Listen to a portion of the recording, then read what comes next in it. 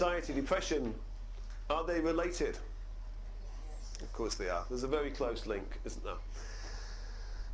On what is stress? I mean, we talk about that on the second day of Matrix, don't we? That link between stress. Okay, how does stress cause disease, illness in general? It is what precedes stress. Yep. Go on. Well, what have you just been doing? What have you just been doing for the last? What's behind everything? Belief. So you have a belief that then going out into the world with that belief, I've got to work hard, I'm not as good as other people, the world's dangerous, on and on and on. Just taking them beliefs into life creates stress, which puts you into some degree of fight and flight. Yeah. And all the bodily changes, that's what we went through, wasn't it, on the second day with Matrix? Yeah, every single bodily system, digestion, brain function, reproduction, blood flow, everything is down to the fight and flight response, and the degree you're in there between how much the amygdala is triggered and how the singular gyrus, how much that controls and dampens down the response. But basically, between whether it's like full red alert or some degree, that is then stress. And if you're stressed for long enough, then the body makes adaptations and changes. That is your disease. Okay? So the end result in one area is depression, where because of all that stress, the body's changing your chemical makeup now to take you out of that situation. What does depression do? It keeps you at home, keeps you under the duvet, safe and protected. Yeah. Anxiety. So what's anxiety? I'd say that's even like a kind of in the middle somewhere. Stress, anxiety. What's that anxiety about? It's that feeling of being in that moment, isn't it, of being in life and feeling stressy about it, that anxiety, however you feel that, which again is going to be very idiosyncratic, very unique to everybody. How you feel anxiety, where you feel it, what's the nature. Okay. And then ultimately, you do anxiety for long enough that you get that globalization effect of the subconscious. More and more things make you anxious. You get triggered easier, more often. So you end up with like global anxiety. Who's been at that stage in their life where they're just constantly in a state of anxiety? Who's been there? Quite a few people in the room. God, half of the room. I can. Yeah, and then eventually say the outcome is depression. And does that work? When you won't take yourself out of that, you keep running stress and you're anxious all the time, and suddenly you go into depression. Isn't that an answer for the body? Now you're out of society.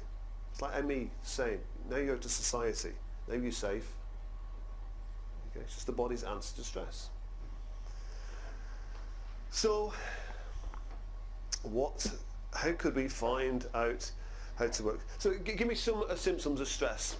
Some things that you felt personally. Half the room's done. Yeah, Marina. Your heart rate. So, clamp your hands and heart rate. Okay, you felt that when you were churning stomach. Those are feelings that you felt. Give me some other feelings. Mania, being a bit manic. Okay. You can't sweaty and you just can't think. Yeah. So that's really your deeper end where you're shutting off. Yeah. You don't know why, just dread. Have you experienced that? Just feeling of dread. Who else? Obsessing, yeah, absolutely. That's a good sign that you've been traumatized when you're obsessed about things over and over and over. You just talk about it over and over again. Yeah. Can't sleep. Yeah. That's all very symptoms of still being that first stage where, can't eat, can't sleep, and you're obsessing.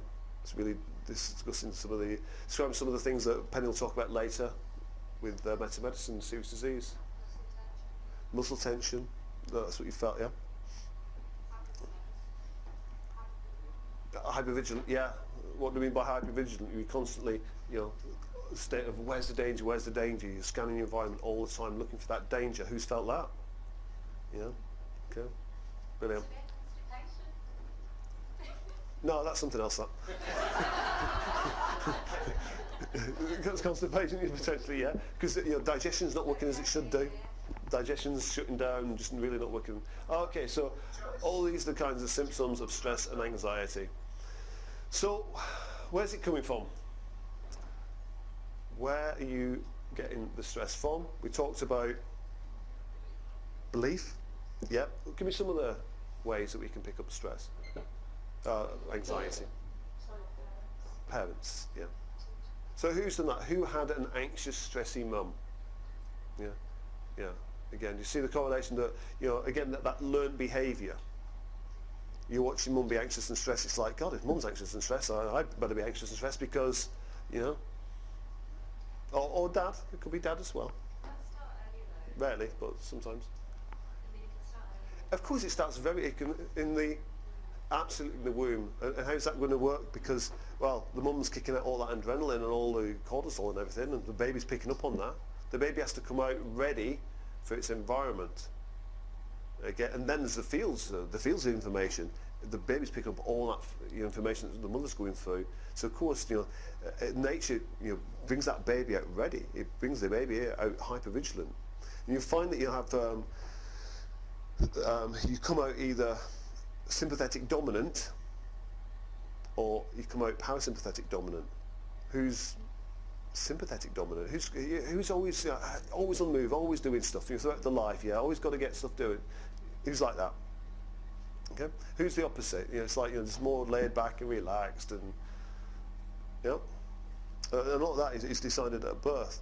And going to birth issues, the kind of birth you have can really dictate on the way you come out and the way the primary pattern that you're going to run between those two for the rest of your life.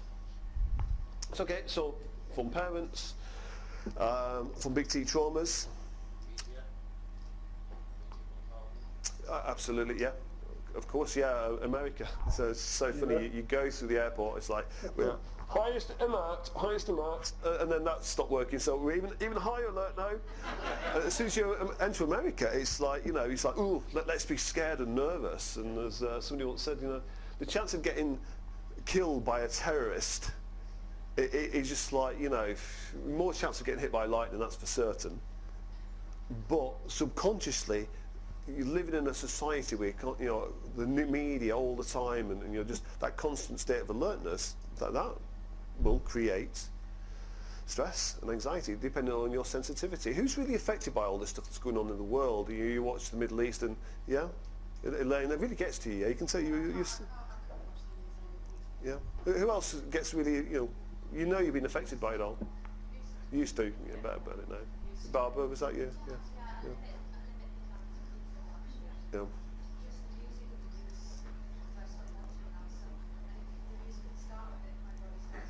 Just the music of that do do do do do do, that music,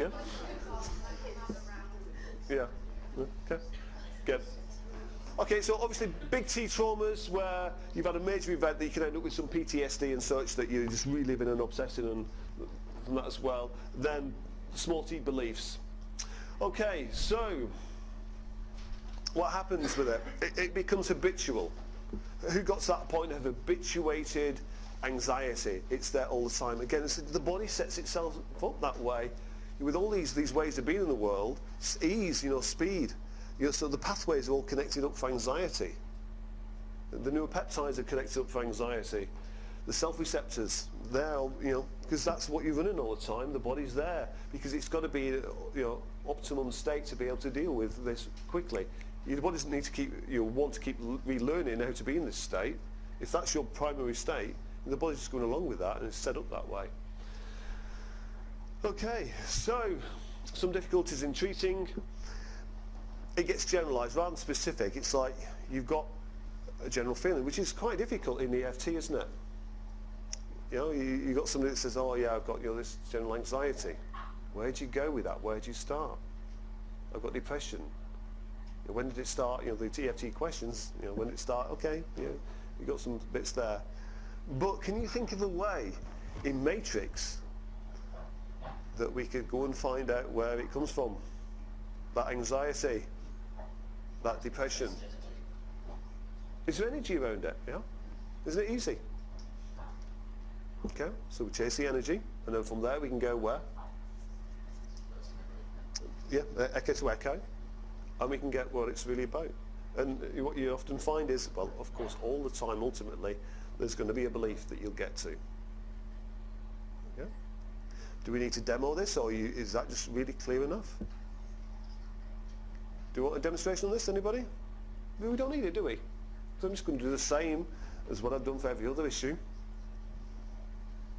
Okay? Good. Let's save half an hour. That means you can have a session on relationships now, which you weren't going to get before.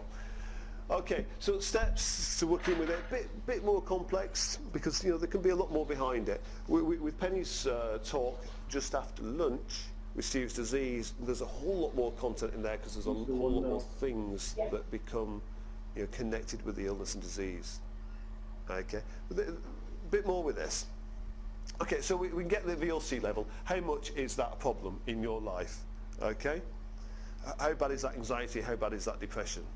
So we can get that VLC that we can take from session to session. There's the symptoms. There can be a variety of symptoms. Now, you can look at the individual symptoms and give them a full, but ultimately, I think that it's all going to pretty much lead back to the same events, the same beliefs. Is it possible that different symptoms like racing heart could lead to that specific event and that belief, and dryness in the mouth could lead to, more likely than not, it's all going to lead back to the same old stuff, isn't it? The same old feel. But you can monitor the various different symptoms, and with each session, the sessions week after week, you can just re-monitor these various aspects. How are they doing? So what's triggering the condition? What happens in your life that suddenly puts you into anxiety and depression? You can start to look at that as well. You can get a few notes.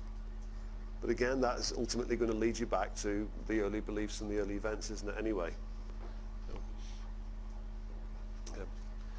And what are the consequences in your life of this condition? Now, what we're going to look for by asking these questions, because of this condition, what happens? What are we going to look for? Because it becomes a long-term issue. With any long-term issue, what's going to happen? Secondary gains, reversals, yeah. So we can start us that, and my favourite questions are from Carol Luck. What's the upside of having this problem? And if it wasn't anymore, what's the downside of losing it? What's the downside of not having depression anymore? It's like, well, we've got to go out into the world, and what's the downside of not feeling anxious? Oh, well, it might be dangerous. I might be attacked again.